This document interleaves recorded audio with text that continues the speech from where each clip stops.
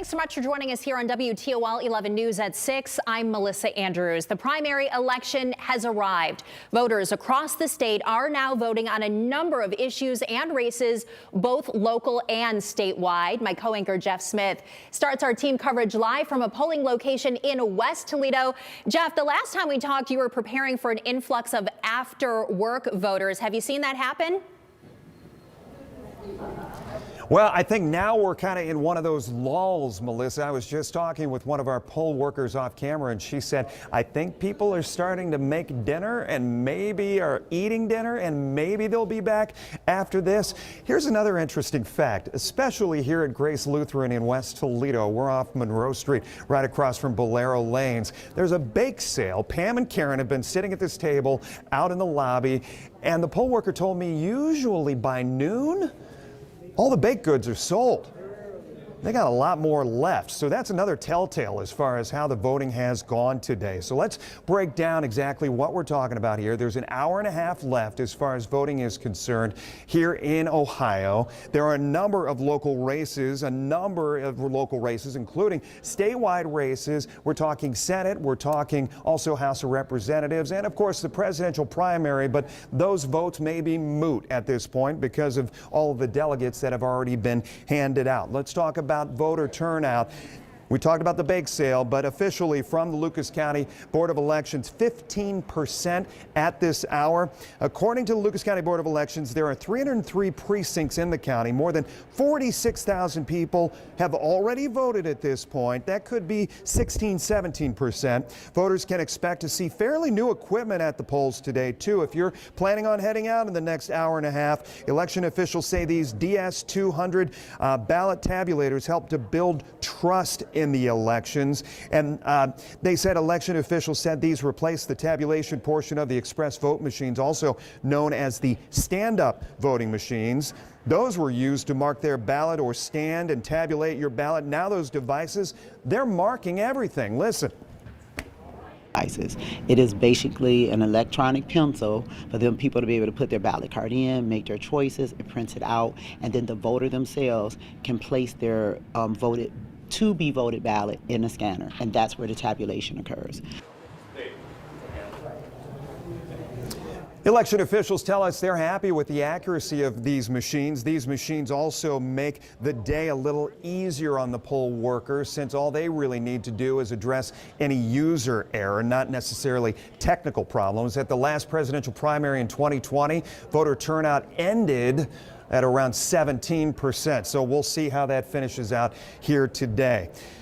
Right here on WTOL 11 at 6, we have got live team coverage for you, spread out all across the area, focusing on some of those key races, both statewide and local. Michael Sandlin, Andre Norrells, and Dominique O'Neill, they join us tonight for our team coverage. We will get to them in just a moment. But first, we want to focus on that forecast, the forecast that is bringing the voters out to the polls and maybe blowing those voters into their polling locations. Chris? Jeff, we're still looking at some of those wind gusts exceeding 40 miles per hour in what has been a windy afternoon. That will continue into the evening. Temperatures are about to turn cooler, though, and dipping back through the 40s. Still going to be manageable if you're stepping out to your polling location as we go into the early evening hours. Overnight tonight, though, we will drop back into the 30s, headed down close to, if not below, the freezing mark. Many areas still seeing some of those wind gusts close to 40 miles per hour, so winds are still howling. Temperatures close to 50 degrees right now.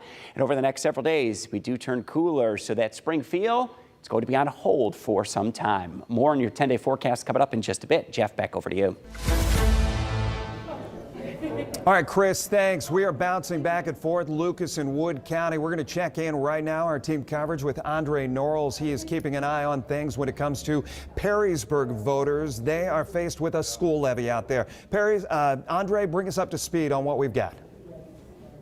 Yeah, Jeff, I'm here at Perrysburg High School. Voters have been coming in and out throughout the day, and one of the things they'll be citing here tonight is a bond issue for the school district. Now, the superintendent says that this bond will help with overcrowding at the elementary schools, but how much will it cost taxpayers? Well, the last time the district went to voters was last November. It was for $140 million, but the bond failed. The superintendent says voters told him it was too expensive, so the districts lowered the ask to $88 million, money the district will get over the next 36 years if passed. The superintendent says by 2026, the new bond will cost taxpayers less than $5 a month per $100,000 home valuation. This will be phased in though, so if passed, taxpayers would pay less than $2.50 a month per 100,000 home valuation starting in 2026 next year. I spoke with two voters tonight about their thoughts on this bond issue. One is for it while the other is against.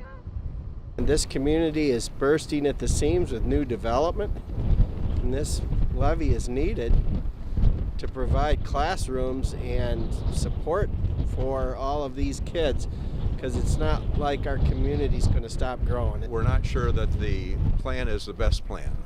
So we'd like them to take another look at that and see if there isn't a better way and a more cost-effective way to get the job done. Now, polls will be closing here shortly at 7:30 p.m. We'll be sure to keep you updated as the results come in. Reporting in Perrysburg, Andre Norris, WTOL 11. All right, Andre, thanks. Let's bounce back into Lucas County now, and another one of those school districts asking for voter support today, Ottawa Hills schools. They were supposed to be on the ballot in November, but because of an error, of a typo, they could not process that, and they had to wait until March. We want to check with Dominique O'Neill. He is continuing our live team coverage tonight. Dominique, you have been talking with voters out there. What are their feelings, up or down, on this levy? Yes, Jeff, the feel here has been pretty much voters are in support of this school levy. Many we've talked to say they want this to pass, and the levy will impact homeowners, and this would be an additional tax benefit for the Ottawa Hills local school district. In fact, it will bring in $2.3 million per year for the district. As for homeowners, they would pay $452 per year starting in 2025. One homeowner we talked to says a simple increase in taxes is worth it for her family. My property taxes will go up, but I think that what I considered and what I hope everybody considers is that a big part of our property values in Ottawa Hills are tied to the success of our school districts. And so we want our schools to be successful. And of course, I have kids in the schools. And polls here will close at 7:30, and we will continue to keep you updated. Reporting Ottawa Hills, Dominic O'Neill, WTOL 11. Back to you, Jeff. Dominique, thank you. Several other school districts throughout the region, they are asking for voter support. Let's break down the list for you, what we've got. Napoleon area schools, we've heard John Monk do these reports over the last few weeks. They've got a new $3.9 million levy for operating expenses they're looking for. Anthony Wayne local schools, a new 5-year $2.42 million property tax levy. Otsego local schools, asking for an annual income tax, but that thing has a timeline on it. It will end after 5 years. And Riverdale schools with a new $2 million property tax levy. We've got a full list of all the schools looking for support and other voted related issues on our voter guide. That's on our website, WTOL.com. All right, here in Lucas County, voters also deciding Democratic primary for county commissioner. That is one of those things when you pull a Democratic ballot here in Lucas County, you are faced with this. Our Michael Sandlin, as our live team coverage continues, he is from St. Clement Hall in West Toledo. And Michael, talk to us about the feeling of who's on the ballot this year. Well, Jeff, tonight we have two heavyweights of Toledo politics battling it out. We have incumbent Anita Lopez and challenger Paula Hicks Hudson. Now, both women have been directly involved in Toledo politics and county politics for decades. Hicks Hudson is a former mayor and city council person and a current state senator. And until 2 months ago, Lopez was our county auditor. However, when former County Commissioner Tina Skeldon-Wozniak stepped down late last year, Lopez was appointed to the role by the Lucas County Democrats. But in order to keep it, she needs to win this primary and then win again during the November general against the Republican challenger, Joe Rozak. Now, stick around because coming up in the next few hours, I'm going to be speaking to both candidates, both Hicks Hudson and Anita Lopez. We're going to find out how they're feeling as things evolve throughout the night, whether it's win, lose, or draw. Reporting in West Toledo, I'm Michael Sandlin for WTOL 11.